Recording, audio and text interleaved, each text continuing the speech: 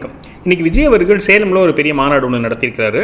அதில் அவர் என்ன பேசினார், அதில் ஒரு சில விஷயங்கள் ஹைலைட்டான விஷயங்களை சொல்லிவிட்டு அதுக்கு என்னுடைய கருத்துக்கள் பதிவு பண்ணலான்னு இருக்கேன். அதான் இந்த வீடியோட நோக்கம்.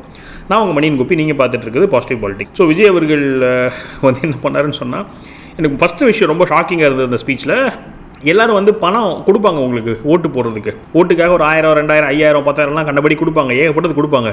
நீங்கள் என்ன பண்ணிடுங்க, அந்த காசெல்லாம் வாங்கிருங்க, ரொம்ப சூப்பராக வாங்கிருங்க, ஜாலியாக வாங்கிருங்க. வாங்கிட்டு அவங்க செவிலியே விசில் அடித்து அனுப்பிச்சுட்ருங்க, நம்மளுக்கு ஓட்டு போட்டுருங்க, விசில் ஓட்டு போட்டுருங்கன்னு சொல்லிட்டு ஒரு ஸ்டேட்மெண்ட். எனக்கு ரொம்ப டிஸ்டர்பிங் ஆச்சு ஸ்டேட்மெண்ட். இதுக்கு முன்னாடி ஒரு சில சொல்லியிருப்பாங்களா இருக்கும், அதாவது ஓட்டுக்கு காசு கொடுத்தாங்கன்னா வாங்கிக்கோங்க, அது உங்கள் காசு தான். இவரும் சொன்னார், இது உங்கள் காசு தான், அதனால் நீங்கள் வாங்கிக்கோங்க, நல்லா ஜம்முன்னு வாங்குங்க, வாங்கிட்டு எனக்கு ஓட்டு போடுங்கன்றாரு. முன்னாடி சொல்லியிருந்தாலுமே இப்படி என்ன சொல்கிறது, இவ்வளோ ஓப்பனாக, இவ்வளோ பப்ளிக்காக, இவ்வளோ புஷ்ஷியாக சொன்னாங்களான்னு எனக்கு தெரியல. இது ஒரு தப்பு தானே. ஆக்சுவலி ஸ்பீக்கிங், நீங்கள் ஓட்டுக்கு பணம் வாங்குறதுங்கிறது தப்பு. ஆனால் அவர் என்ன பண்ணிட்டாருன்னு சொன்னால், இதை சொல்லிவிட்டு உடனே அவருக்கு ஸ்ட்ரைக் ஆச்சா என்னன்னு தெரியல, உடனே நீங்கள் எல்லோரும் கை தூக்கிக்கோங்க, கை தூக்கிட்டு ஒரு பிளெட்ஜ் ஒன்று எடுங்க. என்ன பிளெட்ஜ் எடுங்கன்னு சொன்னால், நான் என் ஓட்டை விற்க மாட்டேன், நான் என் ஓட்டை மதிப்பேன், நான் என் ஓட்டை விசில் சின்னத்துக்கு தான் கொடுப்பேன் அப்படின்னு எல்லோரும் ஒரு உறுதிமொழி எடுங்கன்னு சொல்லி திரும்ப சொல்கிறாங்க. நல்ல ரெஸ்பான்ஸ் இருக்குது. அவர் சொல்கிறாரு, பெரிய க்ரௌடு ரெஸ்பாண்ட் பண்ணுது, அவர் சொல்கிறது திரும்ப அப்படி சொல்லுது. ஸோ அவர் சொல்கிற பேச்சை க்ரௌடு கேட்குது. ஒரு கல்ட்டு ஃபாலோயிங் தான் இருக்குது. அது எவ்வளோ பேர் என்ன அது கன்வெர்ட் ஆகும் அதுக்குள்ளெல்லாம் நான் போகல, அனலிட்டிக்ஸ்குள்ளே போகல. ஆனால் பெரிய க்ரௌட் அவரை ஃபாலோ பண்ணுறாங்க, அவர் சொல்கிறத மதிக்கிறாங்க, கவனிக்கிறாங்க. அப்படி இருக்கும்போது இன்னும் கொஞ்சம் சென்சிபிளாக, நீங்கள் ஓட்டுக்கு காசு வாங்காதீங்க, ஓட்டுக்கு காசு கொடுக்க வந்தாங்கன்னா நீங்கள் அவங்கள துரத்தி விடுங்க, அப்படி தானே சொல்லணும். அப்போ அந்த காசு உங்கள் காசு, அதனால் நீங்கள் வாங்கிக்கலான்னா அப்போது இது இல்லீகல் தானே. நீங்கள் பணம் வாங்குறதுக்கு இல்லீகல், அது கருப்பு பணம் தான். உங்களுக்கு தெரியுது, அது லஞ்ச பணம், யார் வயிற்றுலையும் அடித்து வாங்கின பணம், ஒரு வேலைக்கு போகிறவருக்கு வேலையை கெடுத்துட்டு காசு எடுத்த பணம், இப்படிலாம் தெரியுதில்ல, அது தப்பான பணம்னு தெரியுதில்ல. அப்புறம் அதை நீங்கள் வாங்குங்கன்னு எப்படி நீங்கள் இளைஞர்களுக்கு, இவ்வளோ லட்சக்கணக்கான மக்களுக்கு நீங்கள் அந்த பணத்தை வாங்குங்க, ஓட்டுக்கு காசு கொடுக்க வந்தான்னா அந்த காசு நீ கை நீட்டி வாங்குன்னு எப்படி ஒரு தலைவர் சொல்லலாம்? அது ஒரு என்ன ஸ்லிப் ஆஃப் தி டங்கு.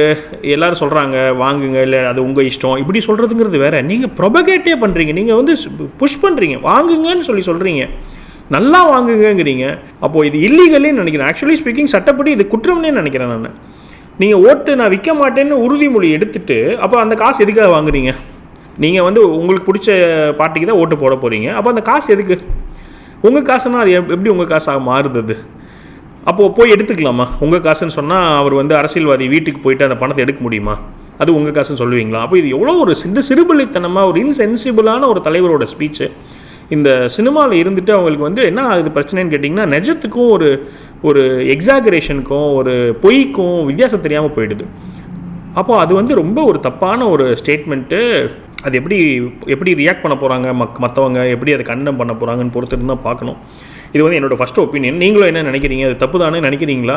இதுக்கு முன்னாடி நான் நிறைய அரசியல்வாதிகள் சொல்லி கேட்டிருக்கேன், அதாவது கொடுத்தா வாங்கிக்கோங்க, வாங்கிட்டு 2 பேர்ட்டையும் வாங்கிட்டு ஓட்டு நம்மளுக்கு போட்டுருங்கன்னு சொல்லி கேட்டிருக்கேன். எனக்கு விஜயகாந்த் ஒரு கூட சொன்னார்னு தான் நினைக்கிறேன். இந்த மாதிரி மேடை ஏறி பெரிய லெவலில் புஷ் பண்ணி சொன்னாரான்னு எனக்கு தெரியல.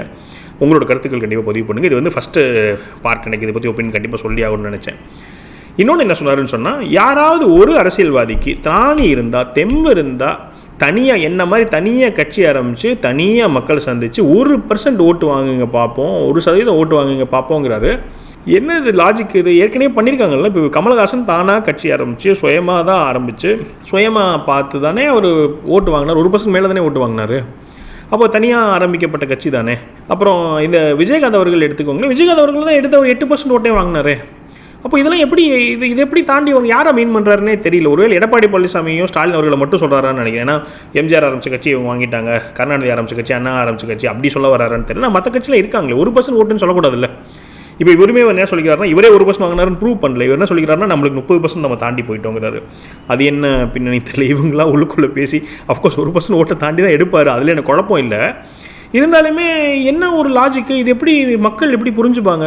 இல்லை மக்களுக்குலாம் தெரியாது, அந்த இளைஞர்கள் அரசியல் தெரியாதுங்கிற தைரியத்தில் அடிச்சு விட்றாரா?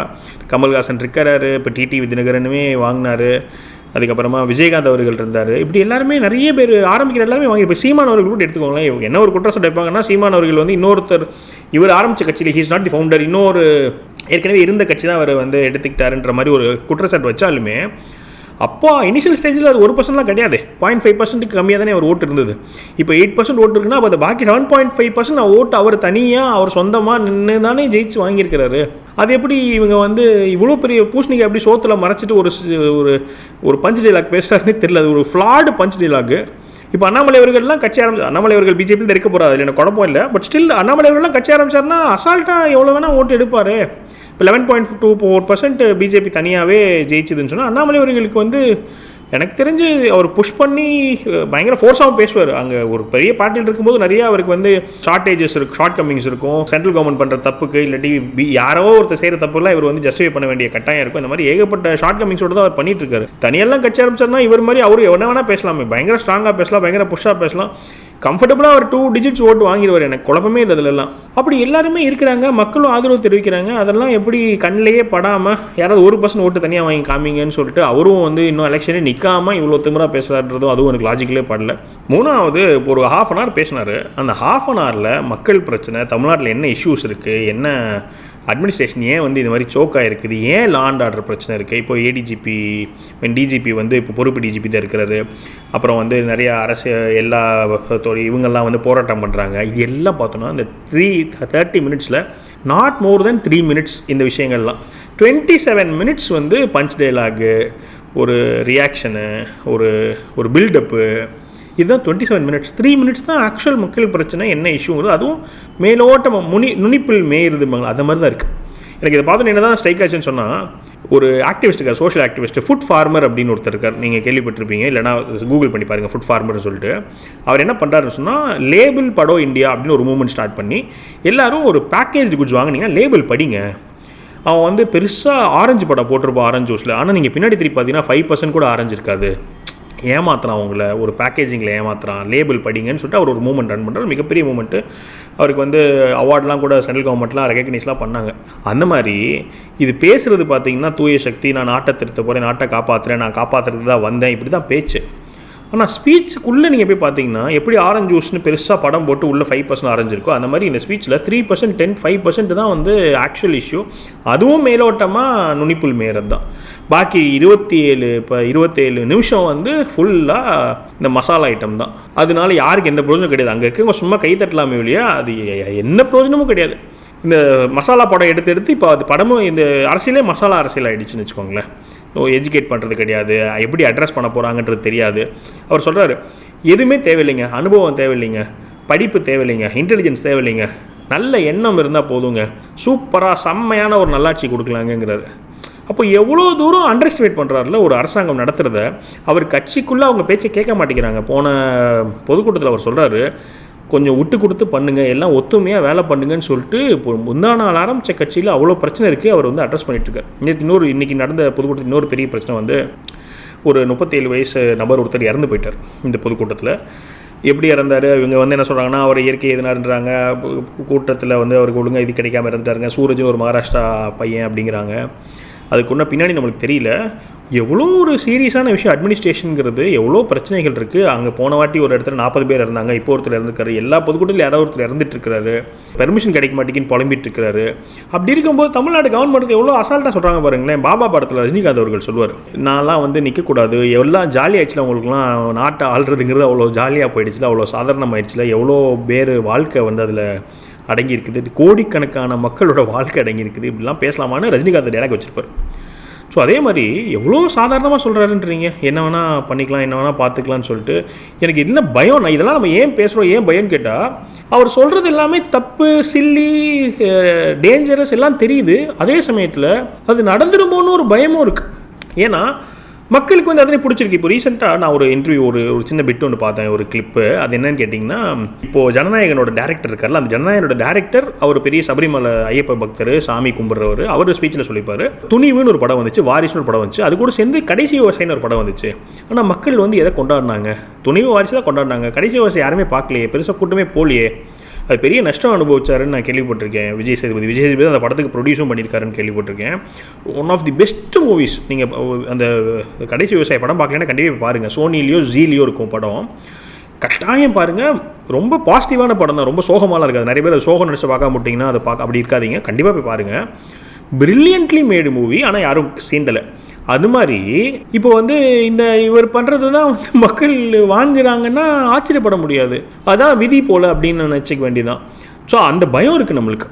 எவ்வளோ தப்பாக இருந்தாலும், எவ்வளோ சில்லியாக இருந்தாலும் இந்த பயமும் இருக்குது. சேம் டைம் ஒரு மிகப்பெரிய பயம் எனக்கு வந்து விஜய் பொறுத்த வரைக்கும் என்னென்னு கேட்டிங்கன்னா, ராகுல் காந்தி மாதிரி, அரவிந்த் கெஜ்ரிவால் மாதிரி இவர் வந்து சும்மா வீட்டுக்குள்ளேயே உட்காந்துட்டு பண்ணுறாரு. ஆனால் இப்படி ஒரு இதெல்லாம் வருதுன்னா, there could be there might be ஒரு பின்னாடி ஒரு ஃபோர்ஸ் இருக்கலாம் அப்படிங்கிறது ஒரு ஸ்ட்ராங்கான ஒரு பயம். ஏன்னா இவர் வந்து என்னன்னே தெரியாமல் எதிர்க்கிறாரு, ஆர்எஸ்எஸ் பேரை சம்மந்தம் இல்லாமல் பயன்படுத்துகிறாரு.